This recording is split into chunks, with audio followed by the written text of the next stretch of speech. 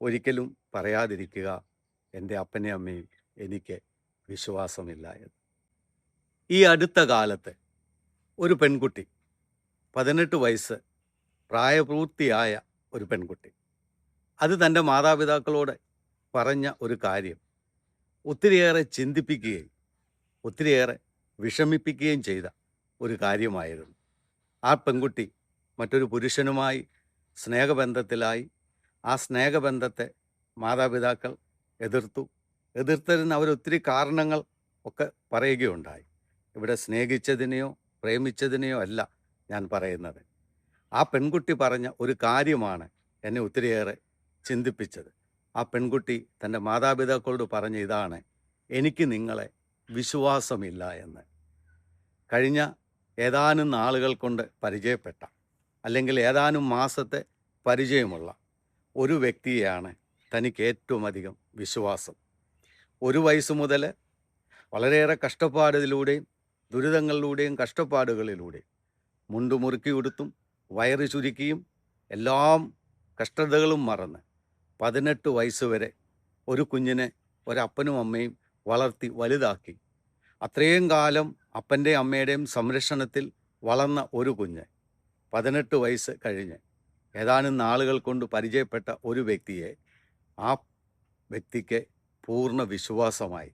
അത്രയും കാലം ജീവിച്ച മാതാപിതാക്കളെ ആ കുട്ടിക്ക് ഒട്ടും വിശ്വാസമില്ലാതെയായി.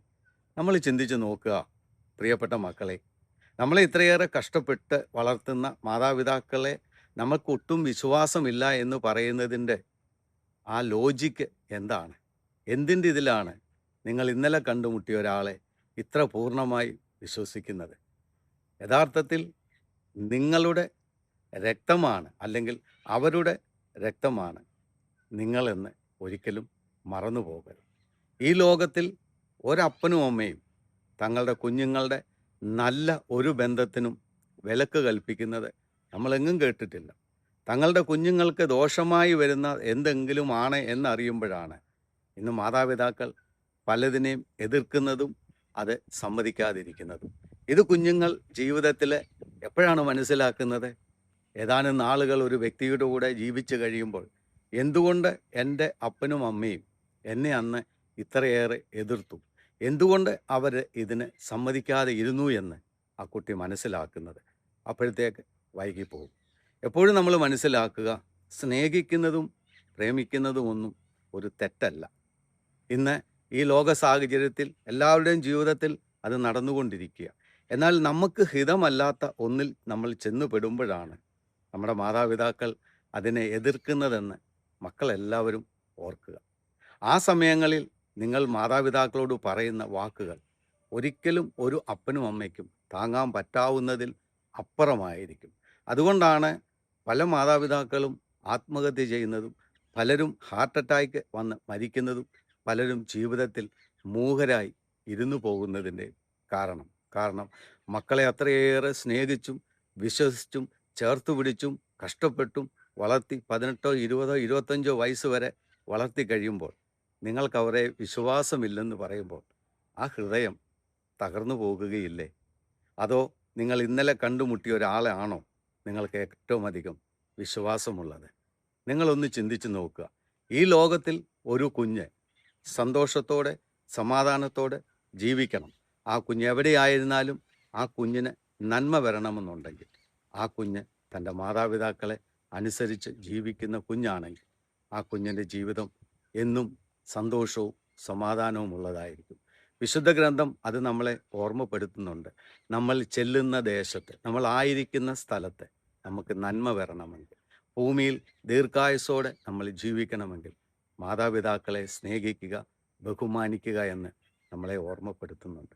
അതുകൊണ്ട് സ്നേഹമുള്ളവരെ, പെട്ടെന്ന് ഒരു സുപ്രഭാതത്തിൽ ഒരു വ്യക്തിയെ കണ്ടുമുട്ടുമ്പോൾ ഉറ്റവരെയും ഉടയവരെയും കണ്ണീരാഴ്ത്തിയിട്ടല്ല നമ്മൾ കടന്നു പോകേണ്ടത്.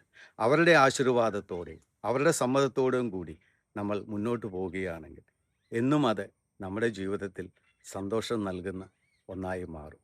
എന്നാൽ മാതാപിതാക്കളെ ധിക്കരിച്ച്, മാതാപിതാക്കളെ ഉപേക്ഷിച്ച് നമ്മൾ കടന്നു പോകുമ്പോൾ ഒരു കാര്യം നമ്മൾ ചിന്തിച്ചു കൊള്ളുക: നാളെ നമ്മളും മാതാപിതാക്കളാകും, നമുക്കും മക്കളുണ്ടാകും. നമ്മുടെ നേരെ നമ്മുടെ മക്കൾ നമ്മൾ എന്ത് ചെയ്തോ അത് നമ്മുടെ നേരെയും തിരിഞ്ഞു വരുമെന്ന് നമ്മൾ ഒരിക്കലും മറക്കാതിരിക്കുക. പ്രകൃതിയുടെ നിയമം അതാണ്. നാം എന്ത് ഈ ഭൂമിയിൽ ചെയ്തു കൂട്ടുന്നു അതിൻ്റെ ഫലം നമ്മുടെ ജീവിതത്തിൽ നമ്മളും അനുഭവിച്ച് കടന്നു പോകുകയുള്ളൂ. അപ്പോൾ ഒരു സുപ്രഭാതത്തിൽ ഒരു വ്യക്തിയെ കണ്ടുമുട്ടിയിട്ട് പെട്ടെന്ന് അമ്മയും അപ്പനെയും എനിക്കൊരു വിശ്വാസവും ഇല്ല എന്ന് പറഞ്ഞ് തള്ളിക്കളയല്ലേ. ഇത്രയും കാലം നിങ്ങൾ അവരുടെ കൂടെയാണ് കഴിഞ്ഞത്. ഇത്രയും കാലം അവരാണ് നിങ്ങളെ ചേർത്ത് പിടിച്ചത്. നിങ്ങൾ ഇത്രത്തോളം വളർന്ന് വലുതാകുവാൻ അവരാണ് നിങ്ങൾക്ക് വേണ്ടി കഷ്ടപ്പെട്ടതെന്ന് ഒരു കുഞ്ഞും ജീവിതത്തിൽ മറന്നു പോകാതിരിക്കുക. ഒരിക്കലും പറയാതിരിക്കുക, എൻ്റെ അപ്പനെയും അമ്മയും എനിക്ക് വിശ്വാസമില്ല എന്ന്. ദൈവം നിങ്ങളെ അനുഗ്രഹിക്കട്ടെ.